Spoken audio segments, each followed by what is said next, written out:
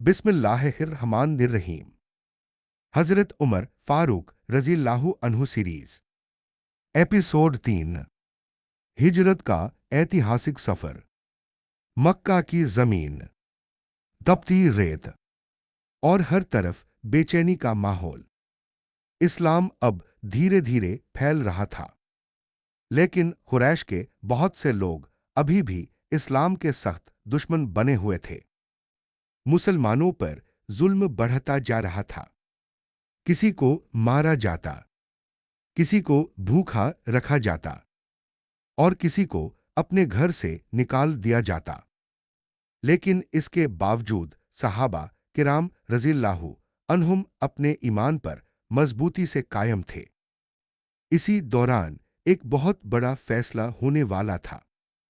हिजरत का हुक्म। अल्लाह के रसूल हजरत मुहम्मद सल्लल्लाहु अलैहि वसल्लम ने मुसलमानों को हुक्म दिया कि अब मक्का छोड़कर मदीना की तरफ हिजरत करें। हिजरत यानी अपने शहर को छोड़कर दूसरे शहर में बस जाना।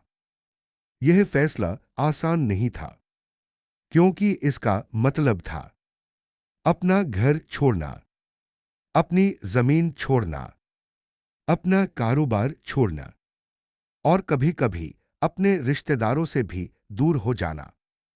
लेकिन सहाबा किराम रज़ियल्लाहु अन्हुम के दिलों में अल्लाह और उसके रसूल सल्लल्लाहु अलैहि वसल्लम की मोहब्बत सबसे ऊपर थी। इसलिए उन्होंने हिजरत करने का फैसला कर लिया। छिपकर हिजरत। कुरैश मुसलमानों को मक्का से निकलने नहीं देना चाहते थे। इसलिए ज्यादातर सहाबा किराम रज़ियल्लाहु अन्हुम चुपचाप और छिपकर मक्का से निकलने लगे। कभी रात के अंधेरे में, कभी सुबह के सन्नाटे में, कभी अकेले और कभी छोटे छोटे काफिलों में। हर किसी के दिल में एक ही उम्मीद थी, मदीना में उन्हें सुकून मिलेगा। लेकिन हजरत उमर फारूक रज़ियल्लाहु अन्हु का अंदाज अलग था। जहां बाकी सहाबा किराम रज़ियल्लाहु अन्हुम एहतियात के साथ हिजरत कर रहे थे, वहीं हजरत उमर फारूक रज़ियल्लाहु अन्हु का तरीका बिल्कुल अलग था। उनकी बहादुरी और हिम्मत मशहूर थी। उन्होंने फैसला किया कि वह छिपकर नहीं जाएंगे। काबा शरीफ के पास। एक दिन हजरत उमर फारूक रज़ियल्लाहु अन्हु अपनी तलवार लेकर काबा शरीफ के पास पहुंचे। उस समय मक्का के बहुत से लोग वहां मौजूद थे। हजरत उमर फारूक रज़ियल्लाहु अन्हु ने काबा शरीफ का तवाफ किया, फिर 2 रकात नमाज अदा की। इसके बाद वह कुरैश के लोगों की तरफ मुड़े।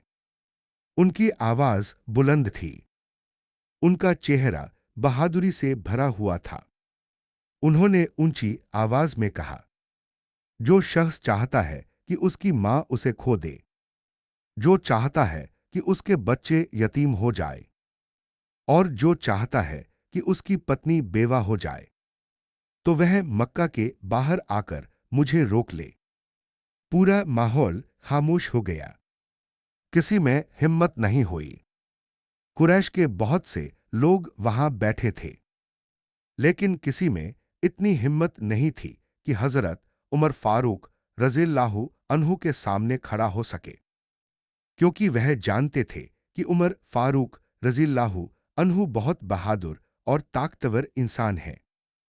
कुछ लोग गुस्से से उन्हें देखते रहे, कुछ लोग हैरानी से, लेकिन कोई आगे नहीं बढ़ा। हिजरत का सफर। इसके बाद हजरत उमर फारूक रज़ियल्लाहु अन्हु मक्का से निकल पड़े। उनके साथ कुछ और मुसलमान भी थे। रेगिस्तान का लंबा सफर शुरू हो गया। दिन में तेज धूप, रात में ठंडी हवाएं और हर पल यह खतरा कि कहीं कुरैश के लोग हमला न कर दे। लेकिन हजरत उमर फारूक रज़ियल्लाहु अन्हु का भरोसा अल्लाह पर था। वह पूरे हौसले के साथ सफर करते रहे। मदीना की धरती। कई दिनों के सफर के बाद आखिरकार वह दिन आया जब मुसलमान मदीना पहुंचे। मदीना के लोग मुसलमानों का इंतजार कर रहे थे। जब उन्होंने मुहाजिर सहाबा को देखा तो बहुत खुशी से उनका स्वागत किया। मदीना के मुसलमानों को अंसार कहा जाता था और मक्का से आने वाले मुसलमानों को मुहाजिर कहा गया। अंसार ने मुहाजिरों को अपने घरों में जगह दी, अपना खाना उनके साथ बांटा और उन्हें अपने भाई की तरह अपनाया। इस्लाम का नया दौर। अब इस्लाम एक नए दौर में दाखिल हो चुका था। मदीना में मुसलमानों को पहली बार आजादी मिली। अब वह खुले आम इबादत कर सकते थे। धीरे धीरे मदीना इस्लाम का केंद्र बन गया। यहीं से इस्लाम की रोशनी पूरी दुनिया में फैलने वाली थी। और इस नए दौर में हजरत उमर फारूक रज़ियल्लाहु अन्हु की भूमिका बहुत बड़ी होने वाली थी। आगे क्या होगा? आने वाले समय में कई बड़े वाक़यात होने वाले थे। जंगें होंगी, इम्तिहान होंगे और इतिहास के सबसे बड़े फैसले होंगे। और इन सब में हजरत उमर फारूक रज़ियल्लाहु अन्हु का किरदार बहुत अहम होगा। अगले एपिसोड में हम जानेंगे मदीना में इस्लामी समाज की शुरुआत, मुसलमानों और अंसार के बीच भाईचारा और इस्लाम की पहली बड़ी जंग की तैयारी।